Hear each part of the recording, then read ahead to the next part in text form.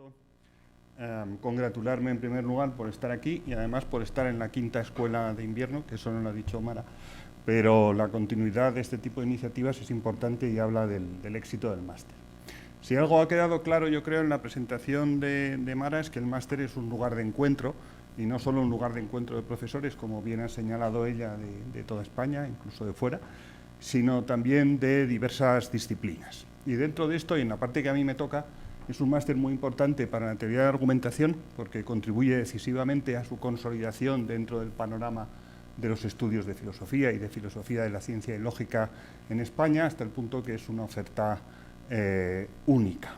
Y eso tiene que ver con lo que me propongo hacer en estos 20 minutos en los que voy a intervenir. Lo que voy a tratar de hacer es mostrar qué es la teoría de la argumentación, no contarlo, sino mostrarlo, para qué vale, a quién le puede interesar y en qué tipo de problemas puede ayudar. Y para eso voy a hacer ciertas asunciones acerca del público al que me estoy dirigiendo. Voy a suponer que el público al que me estoy dirigiendo tiene conocimientos de lógica. Normalmente, si es un licenciado o graduado en filosofía, habrá estudiado un año de lógica, pero sin embargo no suele tener conocimientos previos específicamente de teoría de la argumentación y vagamente tiene la idea, sin mucho matiz, de que la lógica tiene algo que ver con la teoría de la argumentación o al revés, la teoría de la argumentación con la lógica. Bueno, eso es verdad, tampoco es la orientación más precisa, en lo que trato es de mostrar qué es y para qué puede servir y qué puede aportar la teoría de la argumentación. Aunque he dicho que iba a asumir eso, por si acaso he traído una definición de qué es la lógica, citando a una autoría reconocida, como es Mara. Entonces, como se puede ver, la lógica puede ser caracterizada como el estudio de la consecuencia, o lo que es lo mismo, como el estudio de los razonamientos válidos o correctos. Asumo que esto lo sabe todo el mundo del auditorio y ahora la pregunta es, bueno, ¿qué relación tiene esto con la teoría de la argumentación? ¿En qué se diferencia la teoría de la argumentación? ¿Y qué puede aportar a ese respecto? Como he dicho que no lo iba a contar, sino a mostrar, lo que propongo es hacer un ejercicio de teoría de la argumentación. El tipo de ejercicio que yo hago en la asignatura que ha mencionado Mara de conceptos y técnicas. Y lo que me propongo es analizar un párrafo de un texto desde un punto de vista argumentativo. Y eso supone usar una serie de conceptos y de técnicas. ¿Qué es lo que vamos a hacer con el texto? Pues en primer lugar, identificar los argumentos que están presentes en el texto. En segundo lugar, identificar, y este es un aspecto importante, identificar las relaciones que hay entre los argumentos que componen el texto. En tercer lugar, que es una cosa muy típica de cursos de argumentación, hacer el diagrama correspondiente. El siguiente paso, un tanto tulminiano, es formular garantías apropiadas, ya veremos qué es eso, para cada uno de los argumentos. Y el segundo, ver cómo la teoría de la argumentación nos puede ayudar a diseñar estrategias para el examen crítico de los argumentos identificados. Así que lo primero que voy a hacer es poner el texto, que es este, está sacado de un periódico, y a pesar de su aspecto un tanto plúmbeo, espero mostrar que contiene unos delicados equilibrios dentro. Lo voy a leer primero. Es cierto que el beneficio de la entidad, se refiere a Van Quinter, ha sido muy superior a las expectativas de los analistas. 490 millones de euros, un 30% más respecto al año anterior. Pero también es verdad que sigue teniendo una fuerte dependencia del negocio asegurador. No hay que olvidar que línea directa supone el 21% del negocio. Además, aunque es verdad que las pérdidas por deterioro de activos se han reducido, también es cierto que los activos dudosos han pasado de 2.039 millones hace un año a cerca de 2.300 millones. Y el título de esta noticia, que apareció en un bonito periódico que se llama Mercados, es Van Quinter reconoce su problema con la multidivisa que va camino de ser su auténtico dolor de cabeza. Es un texto bastante hermético para los no iniciados, pero tiene una característica importante, y aquí ya vamos a empezar a ver teoría de la argumentación, y es que está lleno de instrucciones argumentativas acerca de cómo hay que interpretarlo, qué es lo que pretende el autor, y argumentar es presentar algo como una razón para otra cosa, y eso no se deja, digamos, a la capacidad intuitiva o adivinatoria del receptor, sino que el texto contiene todo un conjunto de instrucciones que nos dicen cómo hay que interpretarlo desde un punto de vista argumentativo, que es justamente lo que he marcado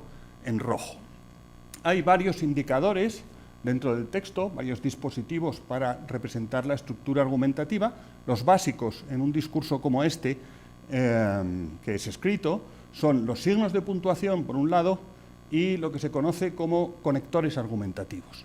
Los conectores argumentativos son partículas o locuciones que establecen relaciones argumentativas entre segmentos lingüísticos.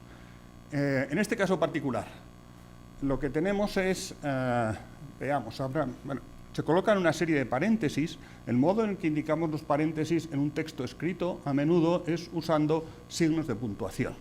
El punto indica aproximadamente, no en todas sus acepciones, un paréntesis izquierdo, así que esto empieza a parecerse a un análisis de formalización. Habrán visto unos triángulos rojos que corresponden a los puntos, porque cuando uno analiza decenas y decenas de textos, cuando queremos indicar que algo es una razón para otra cosa, el modo probablemente más común de hacerlo es enunciar primero la conclusión y después, con un punto y sin más, cuáles son las razones que la sustentan. Y eso es justamente lo que indica el triángulo rojo que he puesto aquí.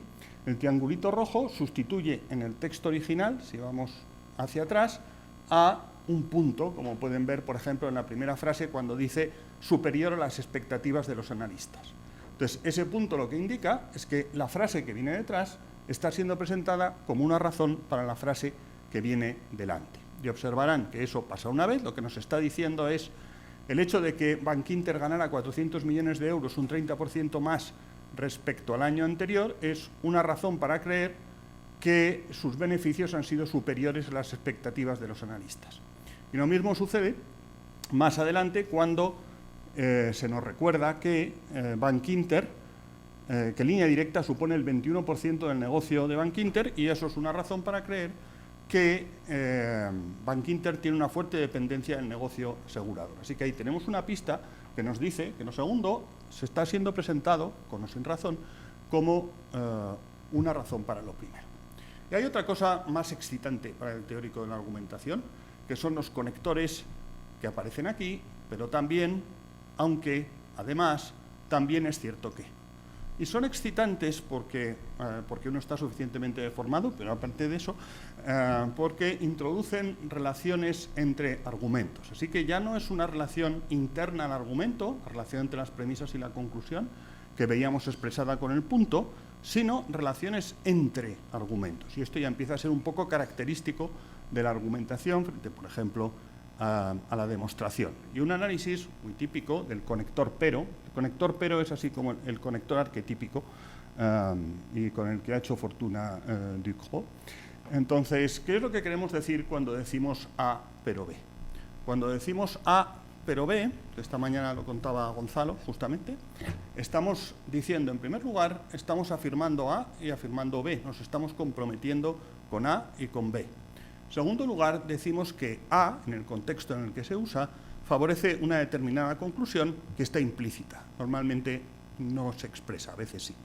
En segundo lugar, que B favorece una conclusión opuesta. Así que, pero, introduce una oposición argumentativa. Dice, A es una razón para una cosa, B es una razón para la contraria. Y el último punto, que es importante, es que pero introduce una ponderación de razones opuestas. Tenemos una razón para C, una razón para lo contrario.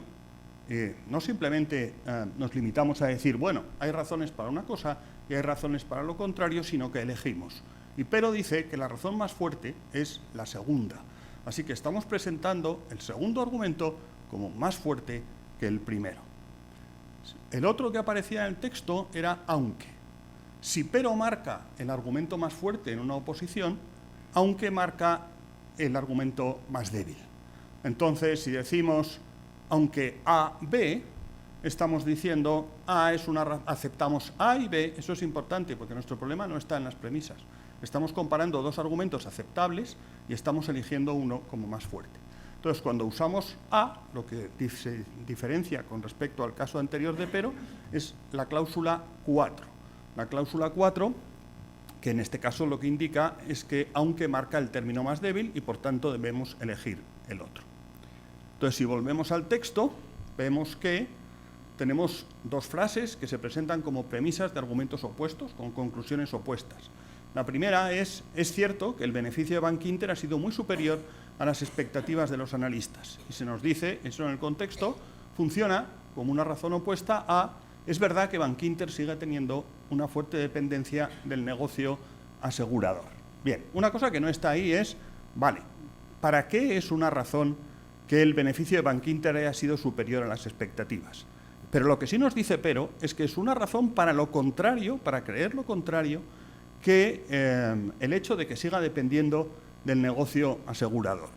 En el contexto, creo que no hace falta saber mucho del asunto para darnos cuenta que lo que se está discutiendo es si en el año 2016, porque no quiero que nadie venda sus acciones de Bankinter alarmado por esto, pero que en el año 2016 lo que se está discutiendo es si la situación financiera de Bankinter, su evolución, había sido buena, mala, favorable o desfavorable. El hecho de que los beneficios hayan sido superiores es una razón para creer que la evolución financiera ha sido favorable. El hecho de que siga dependiendo del negocio asegurador, que en ese momento era un negocio arriesgado, es una razón para creer que su situación financiera no es tan buena. Así que tenemos razones para creer que la situación financiera es buena, razones para creer que no es buena. Pero no solo dice eso, sino que las pondera o sopesa. Y aquí es donde empiezan las sutilezas que decía que tiene este texto plumbeo. Si solo dijera pero, lo que estaría diciendo es pesa más la dependencia del negocio asegurador, la conclusión que debe sacar de esa información es que la situación financiera o la evolución financiera de Bankinter en el año 2016 no ha sido buena. Pero dice, pero también. Y eso cambia bastante las cosas. Vale, la balanza de allí, aparte de estar pirateada, como se puede ver porque pone de dónde lo he sacado, pero confío en que no se vea, representa a pero, en el sentido del platillo de la izquierda, en la posición en la que están, representaría A, pero el platillo de la derecha, que es B, y lo que dice es cuando ponderamos esas razones, pesa más la segunda. Y el también, cuando añadimos a pero, también lo que estamos diciendo es estamos igualando los dos platillos. Estamos diciendo la diferencia entre las dos razones de peso es pequeña. Es lo bastante pequeña. Claro, esto no es medir con una escala métrica, es comparativo. Es como sopesar con las manos. Entonces, lo que estás diciendo es no noto tanta diferencia como para pronunciarme por una cosa o por otra. Estás igualando. El también lo que hace es igualar los dos pesos. De hecho, de aquí a un rato, ahora me parece otra cosa, pero mirando el dibujo de la derecha no me quedaba muy claro si los platillos están iguales o el de aquí, el de aquí es un poco más bajo. En todo caso, es bueno el asunto porque muestra que es una ponderación aproximada. Te puede parecer que pesa un poco más o que son iguales, lo cual impide sacar claramente una de las conclusiones. Entonces, pero dice, el segundo pesa más, pero también dice, en todo caso, la diferencia no es lo bastante grande como para que sea concluyente. Volvemos al texto. Entonces veíamos que en el primero nos daba una razón para creer que, vamos a simplificar, Bankinter va bien, una segunda para creer Bankinter no va bien, y decía, bueno, la segunda puede que pese un poco más, que haya un poco más de razón para creer que no va bien, pero no es lo bastante claro. Bien, voy a dejar la demás para dentro de un rato, que también tiene su gracia, y nos encontramos que en la segunda parte, la que empieza en el aunque, se parece, pero ahora no hemos pasado de pero a pero también. Hemos pasado de aunque también. Y el efecto es el mismo. Nos dice, la primera razón es más débil. También, pero a lo mejor la diferencia de peso no es suficiente como para concluir el primero. Y si nos fijamos en la estructura de la última frase, vemos que está construida del mismo modo que la primera, solo que marcando el término más débil y no el más fuerte. ¿Por qué? Porque las pérdidas por deterioro de activos, el hecho de que las pérdidas de Bankinter por deterioro de activos se hayan reducido es una razón para creer que su situación financiera es buena. En cambio, el que los activos dudosos hayan aumentado es una razón para creer que es mala. Pero de nuevo nos dice, bueno, no hay mucha diferencia entre los dos, así que hasta ahí el analista no nos hace ninguna recomendación, simplemente nos dice, hay razones para una cosa, hay razones para otra, no hay una diferencia muy grande. Hasta ahí Creo que es sutil, pero estamos acostumbrados a discursos políticos de ese tipo, en el que no se sabe muy bien qué es lo que te está diciendo. Nosotros teníamos un rector que hablaba de esta manera. Pero ahora viene otra cosa, que es además. ¿Qué es lo que hace además? ¿Para qué sirve además? ¿En qué se diferencia además de y? El además lo que hace es unir dos argumentaciones coorientadas, es decir, dos argumentaciones que favorecen la misma conclusión.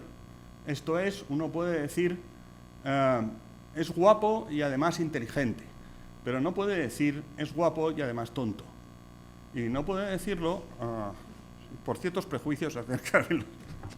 Esto depende de lo que uno piense de los guapos y su inteligencia, pero en condiciones normales es porque no favorecen la misma conclusión.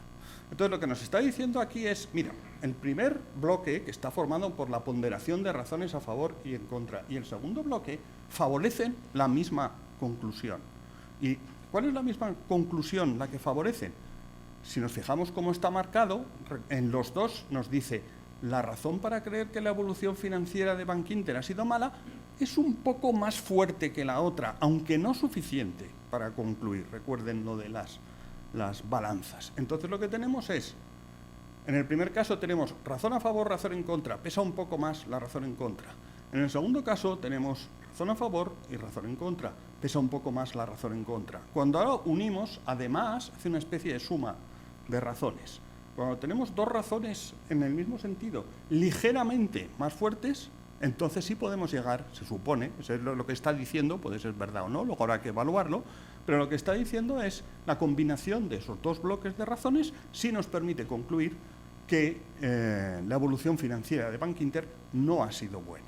Entonces, como pueden ver, es un juego bastante complejo de contrapesos.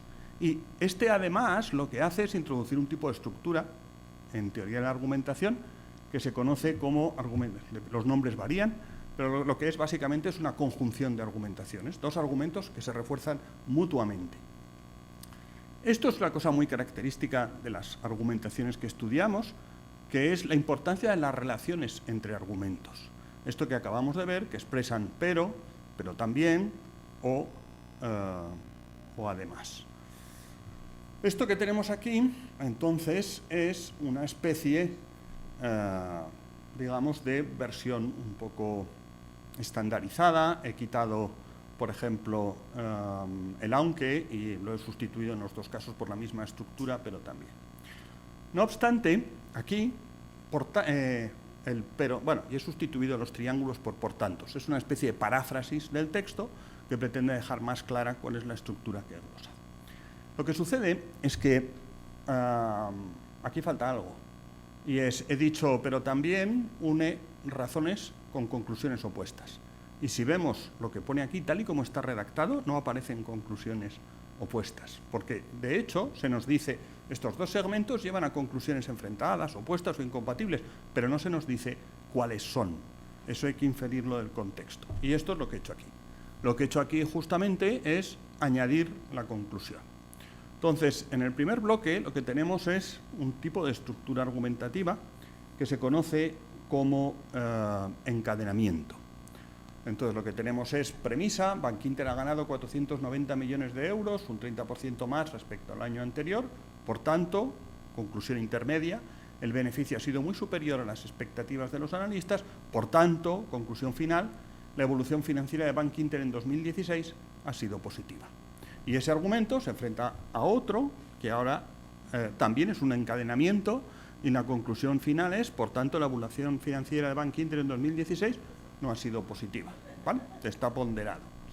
Entonces, lo importante del caso es de dónde sacamos esa frase en azul. Sacamos esa frase en azul, aparte del contexto, de la instrucción, ¿qué es lo que ponía? Pero también es lo que nos dice que ahí hay conclusiones opuestas. Voy a ir un poco más deprisa. Y esto es un diagrama que representa esa estructura. Entonces tenemos en las dos primeras columnas esos dos argumentos encadenados, unidos con pero también dice, el segundo es un poco más fuerte, pero no suficiente para poder afirmar que la evolución de Bankinter no haya sido positiva. El otro bloque, el otro extremo, de nuevo dos razones opuestas, la segunda ligeramente más fuerte. Además, lo que nos dice es, cuando unimos esas dos diferencias, podemos concluir que la evolución no ha sido favorable.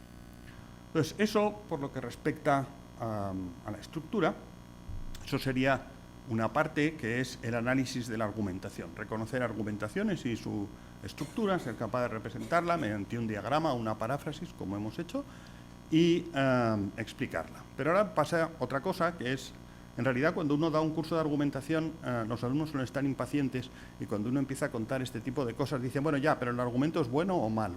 Entonces, lo que falta al final, también le pasa al profesor de filosofía de la religión, que va explicando diversas religiones, y dicen, bueno, sí, pero ¿cuál es la verdadera? Entonces, es algo parecido. Por el momento solo he dicho cuál es el argumento, y ahora la cuestión es, vale, ¿tiene razón el analista? ¿No tiene razón el analista? ¿Sus razones son buenas? Y ahí es donde vamos a... Hemos presentado algo como una razón para otra cosa, y la pregunta ahora ¿es una buena razón? ¿O por qué es una razón? Son preguntas más que lógicas, lógico-epistemológicas, si tomamos la segunda, ¿no? Entonces, lo que vamos a ver ahora es dos tipos de análisis distintos, o de respuestas a esa pregunta de, bueno, pero ¿es una buena razón o no es una buena razón?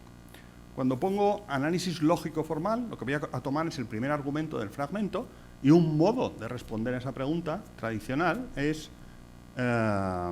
considerar que si tengo que explicar en qué consiste la relación entre la premisa y la conclusión, lo puedo hacer añadiendo una premisa que no está y que da al argumento una cierta forma que lo valida. En este caso, básicamente, lo que uno puede hacer puede ser más o menos sofisticado, pero el mínimo es añadir un condicional que tenga como antecedente la premisa explícita y como consecuente la conclusión. Como he supuesto que todo el mundo tenía alguna noción de lógica, pues esto es un modus ponens y es un argumento válido. Entonces, una posible reconstrucción, es decir, lo que hace válido al argumento es que se sobreentiende una premisa. Esto es algo que todos hemos hecho en clase como ejercicio de reconstrucción. Y ahora la pregunta es, bueno, ¿y si tenemos que evaluar el argumento?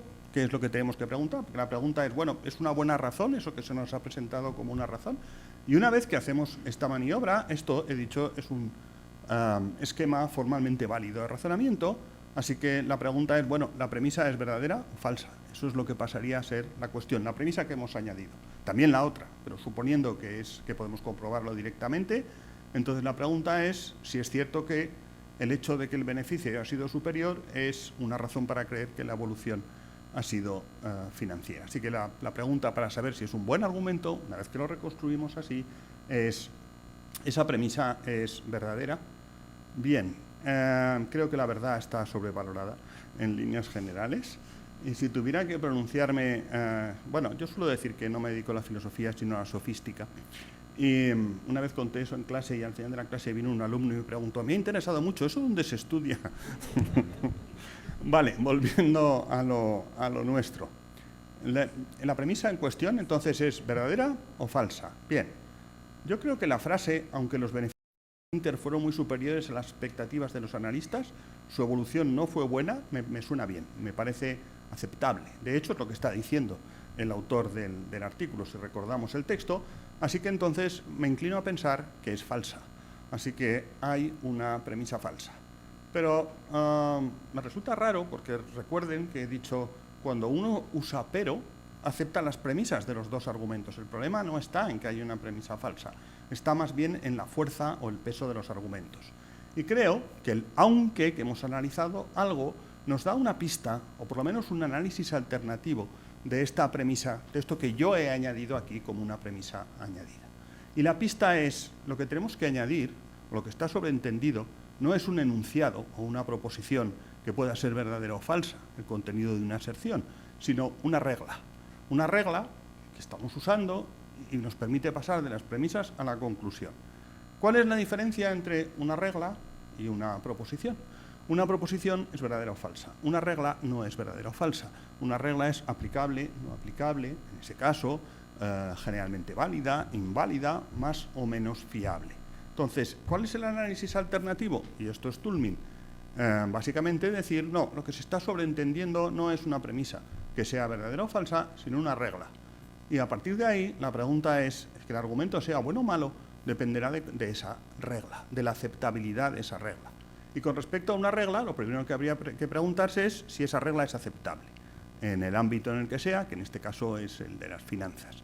En segundo lugar, puede resultar que la regla sea aceptable, pero no se puede aplicar en ese caso por algún motivo. Entonces, la evaluación va por un lado distinto. Así que tenemos dos modelos de reconstrucción diferentes. Ambos forman parte de la teoría de argumentación y podemos discutir sus méritos. Pero lo que quiero es que recuerden las diferencias, para qué sirve y a quién le puede interesar la teoría de argumentación. Hasta ahora he hablado solo de relaciones, digamos, en este punto, intraargumentativas. La relación entre los componentes que constituyen el argumento, premisas, conclusión. Y ahora lo que voy a hablar es de otra cosa que aparecía, que era el pero también y el aunque, esa oposición entre argumentos. Y también se puede analizar o ver de dos maneras diferentes. Si tomo el primer modelo de reconstrucción, digo, la aparente falta de conexión o de conexión totalmente explícita entre las premisas y la conclusión de los dos argumentos opuestos, se deben, recuerden, a que hay una premisa ilícita, que es el condicional que permite conectar la premisa explícita con la conclusión. Entonces, la reconstrucción me quedaría de esa manera. Y la pregunta ahora es, ¿en qué consiste la oposición entre los dos? Puesto que los dos son formalmente válidos, son dos instancias, bueno, simplificando el modus ponens, porque aquí he generalizado cosa que no había hecho antes, la cuestión sería, tenemos que elegir, si los dos son formalmente válidos, entonces la cuestión es que alguna de las premisas es falsa, de uno de los dos, suponiendo que las dos que aparecen en negro son premisas fácticas, vamos a dar que son verdaderas, la pregunta sería, ¿cuál de los dos condicionales que he añadido es falso? ¿Sí? Sería una cuestión. Entonces, en este caso lo que tenemos es un conflicto entre la verdad de dos aserciones distintas. ¿Qué pasa si lo reconstruimos al modo de Toulmin? Entonces, recuerden, lo que añadimos no es una premisa, es una regla. ¿Y qué es lo que tenemos entonces? Un conflicto entre reglas. Y la idea de conflicto entre reglas es una idea familiar, por ejemplo, para los teóricos del derecho, los filósofos morales, etcétera, etcétera. Es decir, ¿qué es lo que tenemos en este caso? No se trata de que haya al menos uno de dos argumentos que tenga premisas falsas. No, tenemos dos argumentos que son buenos, es decir, tienen premisas falsas, llevan a una conclusión de manera aceptable, y la cuestión simplemente es ponderarlos, que es lo que indica, pero también cuál de esas reglas tiene más peso, y eso a su vez es una cosa compleja de analizar, pero lo que vemos es que lo que tenemos aquí es un conflicto entre reglas. Entonces, un aspecto muy importante, algo que puede aportar, que era el objeto de esta charla, la teoría de la argumentación, es justamente el análisis de ciertas relaciones entre argumentos que son constitutivas de las argumentaciones. Vale, consideremos estos dos y comparemos las reglas. Ahora la pregunta sería, ¿qué tipo de regla es esa que estoy invocando en los dos casos? Porque en un caso digo, si una empresa tiene beneficios superiores a las expectativas, pues su evolución es positiva.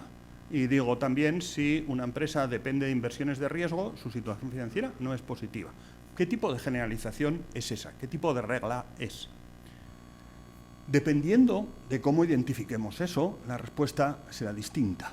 Y las estrategias para criticar el argumento también.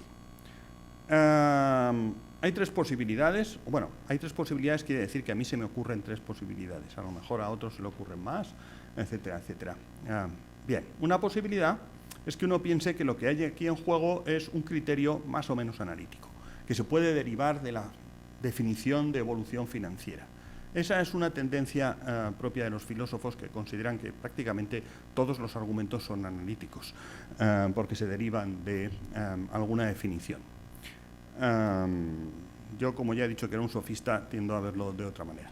Pero, en principio, uno puede decir, bueno, ¿por qué el hecho de que los beneficios hayan sido elevados nos lleva a pensar que la evolución es buena? Porque la evolución financiera se define de esta o de la otra manera.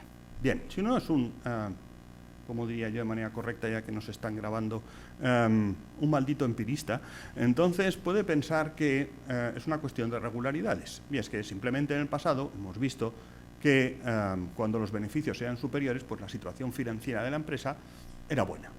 es algo que nos enseña la experiencia, no se deriva del significado de evolución financiera. Esa es otra manera de interpretar esos argumentos que son del mismo tipo. Y la tercera, que se suele confundir con la segunda, es pensar que lo que tenemos aquí son argumentos basados en el signo. Si recuerdan la clasificación de los signos de Peirce, y los que no recuerden la clasificación de los signos de Peirce recordarán la zarzuela y lo de por el humo se sabe dónde está el fuego. Eso es lo que sirve para decir que el humo es un signo del fuego. Vale, que por el humo se sabe dónde está el fuego no se refiere a que la experiencia de muchos años ejerciendo como pirómano nos haya enseñado eso. A lo que se refiere es que en nuestro medio está convencional, todos sabemos que el humo, no es eso, hay una conexión convencional, que remotamente se puede basar en la experiencia, pero es algo consabido. Así que cuando uno se encuentra esa generalización, y esto es lo que se llama un esquema argumentativo, la pregunta sería, ¿y esa generalización en rojo que sirve como regla, de qué tipo es? ¿Es analítica? ¿Es algún tipo de criterio analítico? ¿Se basa en una regularidad empírica, supuestamente, o estás apelando a un conocimiento compartido por todos los miembros, la mayoría de los miembros de la comunidad de argumentadores? Según lo que pensemos, la crítica del argumento, la secuencia en la que contestamos a ese argumento y contraargumentamos, será un poco distinta. Porque si lo que se nos está diciendo es que es analítico, la discusión puede girar a partir de ahí en torno a cómo se define situación financiera, buena situación financiera, etcétera, etcétera. Si la cuestión es que se supone que es una regularidad, algo que nos enseña la experiencia, lo que le diríamos es, enséñanos el conjunto de casos que te llevan a afirmar eso en el pasado. Y si pensamos que son argumentos basados en signos, lo que tendríamos que comprobar es si efectivamente ese es un conocimiento compartido, hay mucha gente que lo cuestiona, etcétera, etcétera. Aunque las premisas, la conclusión y la regla sean las mismas, el modo de interpretarlo, de esos tres modos, afectará a la fuerza del argumento. No es lo mismo mantener que hay una conexión analítica que mantener que se basa en observaciones empíricas o en una conexión consabida por todos y, por tanto, basada en última instancia en una convención. Entonces, de esa manera, cuando identificamos garantía, identificamos el tipo de esquema, eso nos lleva a lo que anunciaba el primero, es a diseñar estrategias para la crítica del argumento. Y ahora mismo se cumple exactamente la hora en punto. Bueno, esto es un ejemplo, una lista de los modos de atacar un argumento. Salió esta mañana, nos lo contó en el TFM Gonzalo, así que no lo voy a repetir, porque ya estoy casi fuera del tiempo y sin bigote el parecido es mayor. Así que muchas gracias.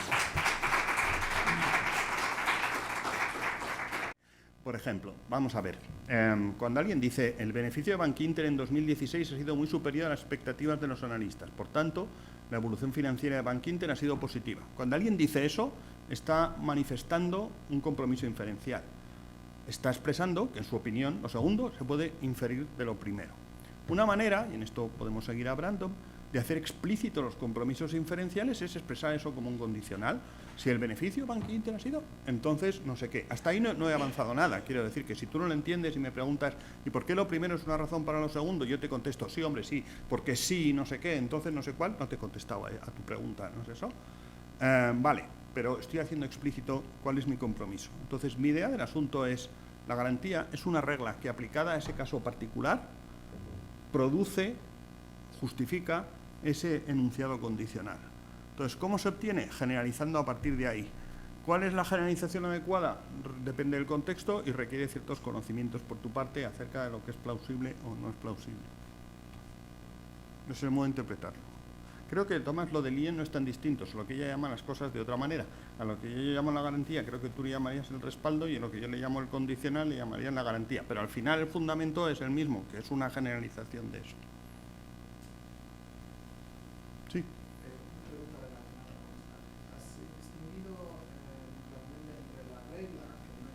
Sí.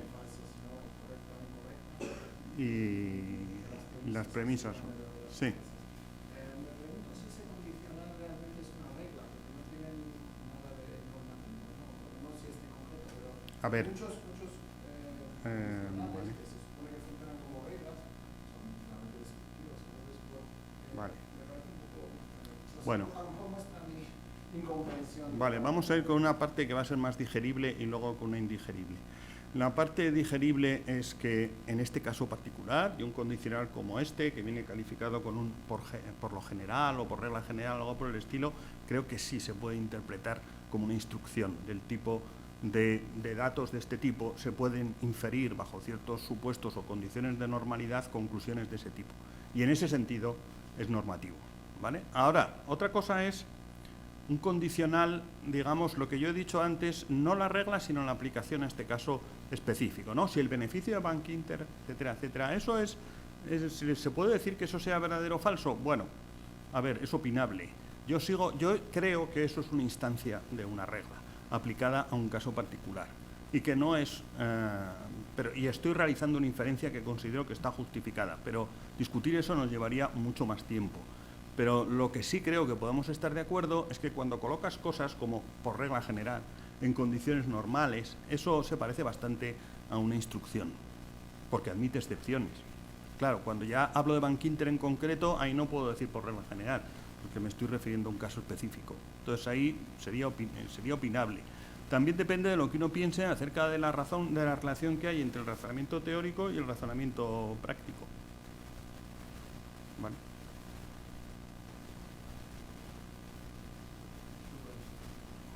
Me parece que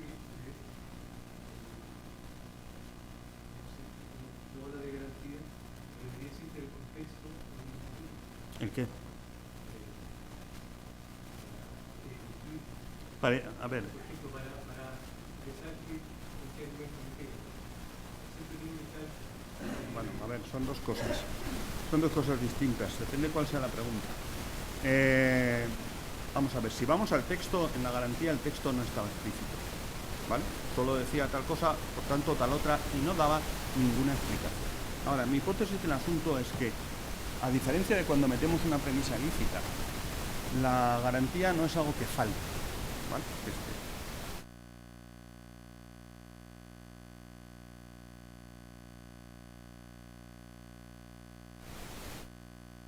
Preguntan explicar por qué.